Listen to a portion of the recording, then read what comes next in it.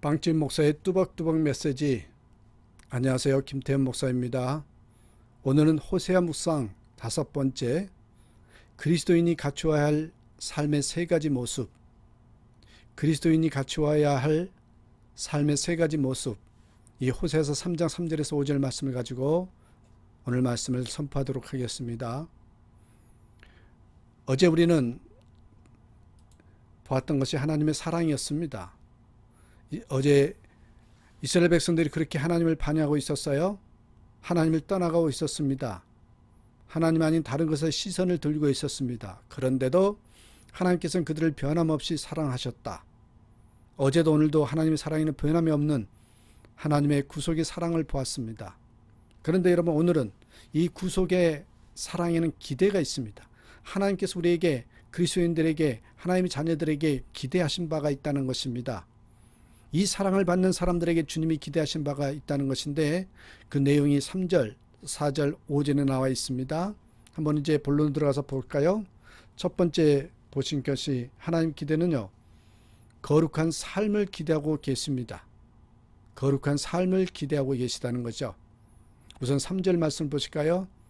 저에게 이르기를 너는 많은 날 동안 나와 함께 지내고 행음하지 말며 다른 남자를 쫓지 말라. 나도 내게 그리하리라 하였노라. 호세아가 고멜을 다시 사들임으로써 그는 법적으로 남편에게 속한 자가 되었습니다. 우리도 이제는 예수님의 구원을 체험하고 그리스도를 믿는 순간부터 그리스도께 속한 자가 됩니다. 그렇다면 하나님께서는 우리에게 뭐라고 말씀하실까요? 호세아가 고멜에게 한 것처럼 똑같이 말씀하실 것입니다. 아내를 되찾는 날 밤 호세아가 고멜에게 무엇이라고 말했을까요? 아마 이렇게 말했을 겁니다. 여보, 내가 당신에게 부탁하는 것은 단 한 가지뿐이요. 다시는 집 나가지 마오. 나도 신실한 남편이 될 테니 당신도 내게 그런 아내가 되어 죽으려. 마치 복음서에서 가늠하다 잡혀온 여인에게 예수께서 하셨던 말씀과 비슷합니다. 이 여인을 돌로 쳐 죽이려고 했던 사람들이 물러가자 주께서 이 여인에게 뭐라고 말씀하셨습니까? 요한복음 8장 11절에 보니까 나도 너를 정죄하지 아니하노니. 여기서 끝나지 않고 그 다음에 뭐래요? 11절에 보니까 가서 다시는 죄를 범치 말라. 구원받은 모든 사람들에게 주께서는 거룩한 삶을 기대하십니다. 거룩은 구원의 결과입니다. 구원의 징표입니다. 구원의 열매가 바로 거룩입니다.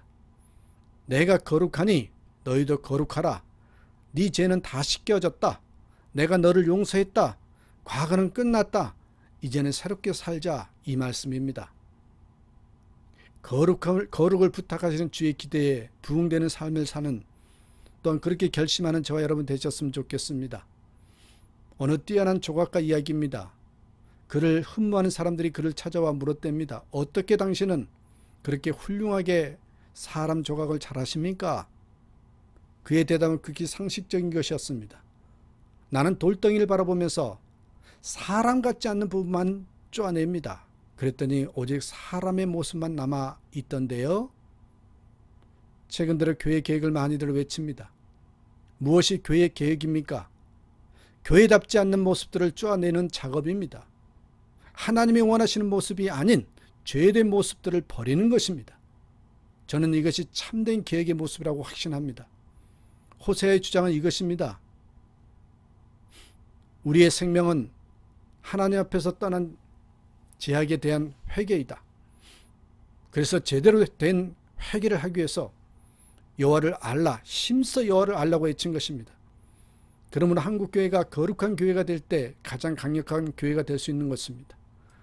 여러분, 여호수아 3장을 보면 이스라엘 백성이 요단강을 건너야 할 문제에 직면하지요. 지금 이스라엘 백성들은 절대절명의 고민은 어떻게 하면 요단을 건널 것인가, 그 문제였습니다. 그런데 하나님께로부터 들려오는 음성은 뭐였습니까? 너희는 스스로 성결케 하라. 여호수아 3장 5절에서 그렇게 말합니다. 너희는 스스로 성결케 하라. 이 무슨 뚱땅지 같은 동문서답인가? 우리는 지금도 하나님 앞에서 이렇게 외치고 있습니다. 하나님, 나의 결혼 문제가 절박합니다. 하나님, 나의 삶의 문제가 절박합니다. 나의 사업의 문제가 절박합니다. 나의 진로 문제라 절박합니다. 주여 도와주시옵소서. 그런데 주님 우리에게 뭐래요? 너희는 스스로 성결케 하라 라고 말씀하십니다. 우리는 항상 문제 해결을 위한 전략과 방법에 관심이 있지만 하나님은 우리의 거룩을 더 중요하게 여기신다는 겁니다. 교회가 거룩과 성결을 이루지 못하고 자꾸 목표 지향적으로 나가면 결국에 가서는 모든 것을 다 잃어버리게 됩니다. 왜요? 본질을 잃어버리기 때문에 그렇습니다. 교계에서 존경받는 어떤 목사님이 이렇게 말씀하신 것을 들은 적이 있습니다. 오늘날 한국교회에 훌륭한 지도자들이 있다. 어려운 시기를 극복한 역전의 용사들이시다. 잘못된 신학과 싸우고 잘못된 신앙의 조류에 분연히 일어나신 분들이다. 정말 한국교회를 지켜낸 방파제와 같은 분들이다. 그런데 유관스럽게도 그분들을 만나뵈면 투사라는 이미지는 있어도 성자라는 이미지는 없다. 예수님의 제자라면 예수님의 향기가 나야 되는데 예수 향기가 전혀 없다. 왜? 그들은 일만 열심히 했지 헌신만 열심히 했지 성결은 배관시했기 때문이다. 저는 이분의 말씀에 충격을 받았습니다. 성도는 아무리 일을 많이 하고 패기와 활동성을 갖추고 있다 하더라도 투사 이미지만 가지고 있으면 안 되고 성자 이미지가 있어야 합니다. 이리와 싸우되 이리가 돼서는 안 되고 양으로 남아 있어야만 하는 것입니다. 저는 이렇게 기도합니다. 하나님, 영적 싸움에서 승리하는 십자가의 군병이 되기를 원합니다. 그러나 싸움이 끝난 다음에 우리의 모습이 성자 이미지를 갖도록 도와주옵소서. 우리의 삶의 자리는 성자 이미지를 갖게 하옵소서. 우리의 과제는 사명완수와 거룩을 동시에 추구해야 하는 것입니다. 여러분, 에브라임 링컨 이야기를 잠깐 하겠습니다. 미국 사람들이 왜 그를 존경한지 아십니까? 매사에 그의 태도가 옳았기 때문이랍니다. 아시는 내용이죠. 남북전쟁 중에 한 참모가 이렇게 물었습니다. 각하, 이 전쟁에서 하나님이 정말 우리 편에 서실까요? 링컨은 정색을 하면서 대답했답니다. 하나님이 우리 편에 계신가? 그것을 묻지 말고 우리가 하나님 편에 서 있는가를 물어야 하네. 무슨 말입니까? 저는 이렇게 해석하고 싶습니다. 우리가 무슨 일을 하기 전에 거룩이 더 중요하다는 말씀으로 링컨은 어떤 순간에도 나는 성결한가? 이 질문을 했던 것입니다. 다시 한번 원점으로 돌아갑시다. 요단강 앞에서 이스라엘의 고민은 무엇이었습니까? 이 강을 어떻게 건널 것인가의 문제였습니다.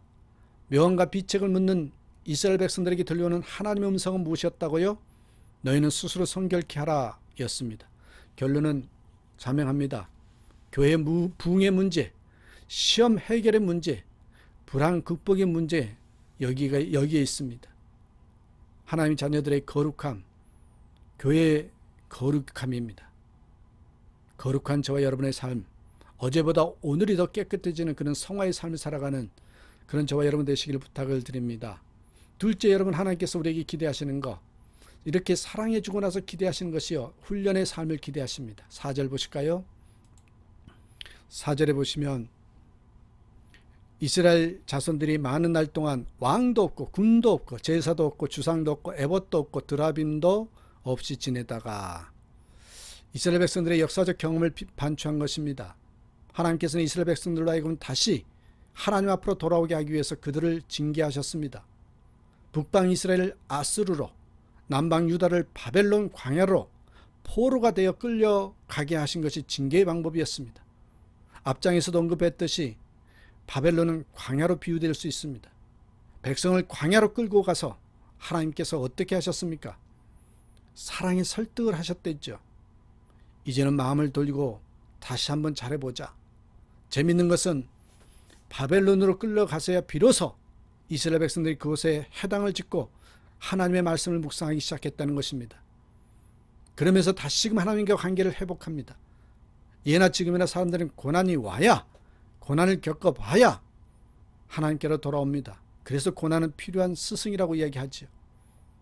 바벨론으로 끌려간 이스라엘 백성은 회당을 세우고 하나님의 말씀을 가르치고 묵상하면서 점차 우상을 포기하게 되었습니다. 여러분, 4절에 쓰여있는 왕, 군, 제사, 주상, 에봇, 드라빔, 여러분 우상 숭배와 관련된 용어들이었습니다. 왕이나 군과 같이 사람도 우상이 될 수 있습니다. 보이지 않는 하나님 대신에 사람을 지나치게 의존하다면 지도자도 우상이 될 수 있습니다. 에봇이나 드라빔은 제사장이 예배의 수단으로 사용하기도 했던 것이었습니다. 이스라엘 백성들이 영적으로 부패했을 때는 우상 숭배의 도구로 전락하기도 했습니다. 그런데 멀리 바벨론으로 끌려오다 보니 우상이 뭐고 다 없어졌습니다. 하나님께서 깨끗이 정리하게 만드셨습니다. 그리고 오직 하나님만 생각하도록 하셨습니다. 여러분, 이게 뭡니까? 훈련입니다. 훈련입니다. 이걸 원하신다는 겁니다. 중국에 문화혁명이 있었을 때 이야기입니다. 중국에서 활동하던 선교사들에게 추방 명령이 떨어졌습니다. 대부분의 사람들은 이제 중국 교회는 끝이 났다고 생각했습니다. 그러나 실제로 중국 교회는 끝나지 않았습니다. 문화혁명 기간에 중국 교회는 두 가지 경험을 했답니다. 우선은 교회가 순결해졌다는 것입니다. 고난의 때가 되자 가짜는 다 떨어져 나가고 진짜 성도만 지하교회로 모였습니다. 문화혁명이 끝나고 서서히 개방의 물결이 일어나자 사람들이 다시 중국으로 들어갔습니다. 선교사들이 모두 추방당했고 표면적으로 볼 때 교회당도 없어졌으니 중국 땅에 신앙의 명맥이 이어지고 있을 리가 없다고 생각했습니다. 그러나 뜻밖에도 중국 교회는 살아있었습니다. 예전보다 더 강력하고 열렬한 빛으로 신앙의 불꽃이 타오르고 있었던 것입니다. 문화혁명을 통해서 중국 교회가 경험한 또 한 가지 변화는 중국 땅에 무성하던 미신 숭배가 초토화했다는 것입니다. 기독교와 마찬가지로 우상이나 미신 숭배도 배격되었는데 결과적으로는 미신은 사라지고 기독교는 더욱 정결한 모습으로 살아남더라. 이것입니다. 하나님께서 깨끗하게 청소를 해놓으신 것입니다. 중국의 문호가 다시 열리자 중국교회는 더욱 아름답고 거룩하게 부활된 모습으로 그 위엄을 드러냈다고 합니다. 선교학자들의 보고에 따르면 개방 직후 중국 땅의 그리스도인은 최소한 2천만은 되었을 것이라고 합니다. 그러나 현재는 1억까지도 추산합니다. 이렇듯 외부적인 탄압이나 박해가 결코 복음이나 교회를 이축시키지 못합니다. 지금 우리는 코로나로 많이 힘들어합니다. 하지만 이 코로나가 교회를 이축시키지 못합니다. 지금이 오히려 교회가 순결해질 수 있는 놀라운 기회인 줄로 믿습니다. 교회가 새로워질 수 있는, 교회가 새롭게 본질로 돌아갈 수 있는, 다시 일어날 수 있는 그런 기회 말입니다. 그것을 위한 훈련된 삶을 우리 주님은 지금 우리에게 기대하신다는 것입니다. 마지막 세 번째로 우리 주님께서 기대하시는 것은 새로운 관계의 삶을 기대하십니다. 5절 말씀입니다. 그 후에 저희가 돌아와서 그 하나님 여호와와 그 왕 다윗을 구하고 말일에는 경외함으로 여호와께로 와 그 은총으로 나아가리라. 왜 호세아서 3장을 성경에서 가장 위대한 장이라고 부르는지 실감이 조금씩 나십니까? 여기에 그 후에는 뭡니까? 훈련된 후에, 깨끗해진 후에라는 말입니다. 그 후에 저희가 와서 그 하나님 여호와와 그 왕 다윗을 구한다고 했는데 다윗이 웬 말입니까, 여러분? 호세아 선지자가 활동하던 시점에서 볼 때 다윗은 옛날 옛적 인물입니다. 이것은 다윗 왕을 직접 가리키는 것이 아니라 다윗의 후손으로 오실 분, 다윗의 보호자를 통해서 오실 분, 다윗의 계열을 통해서 오실 분, 다시 말하면 메시아 대신 예수 그리스도께 대한 예언이라고 봐야 합니다. 사람들은 일련의 경험들을 지난 후에 하나님과 예수 그리스도를 찾게 될 것입니다. 그리고 마침내 그들이 말일에 하나님을 경외하고 하나님의 은총을 받는 놀라운 삶을 살게 될 것이라고 예언하고 있습니다. 말일, 역사의 마지막은 예수님의 오심으로 이미 시작되었습니다. 예수님께서 이 땅에 오셨을 때 그때 이미 말세가 시작된 것입니다. 역사를 완성할 그 놀라운 시점에 가서 사람들은 하나님을 경외하고 하나님의 은총을 받는 놀라운 삶 속으로 성큼 나아갈 것이라고 합니다. 여호와를 경외할 뿐만 아니라 주님의 은혜를 경험하며 주님과의 새로운 관계와 새로운 교제 속으로 들어가게 될 것이라고 합니다. 여러분, 이것이 웬 은혜요, 웬 사랑입니까? 바로 그 약속이 오늘날 우리에게 이루어진 것을 인해서 주님을 찬양합시다. 하나님께서는 우리가 주님의 보혈로 구원함을 받아 이제는 거룩하고 훈련된 삶을 살 뿐만 아니라 주님과의 새로운 관계, 새로운 교제 안에서 살 것을 기대하십니다. 여호와를 경외하고 그분의 은총과 사랑을 경험하면서 새롭게 열린 인생을 살아가자고 그분이 우리에게 호소하시는 겁니다. 자, 그렇다면 여러분, 옆에 써놨습니다. 하나님의 기대에 부응하기 위해서 계속 기억해야 할 한 가지 사실이 있습니다. 그것을 구약적으로 생각해 봅시다.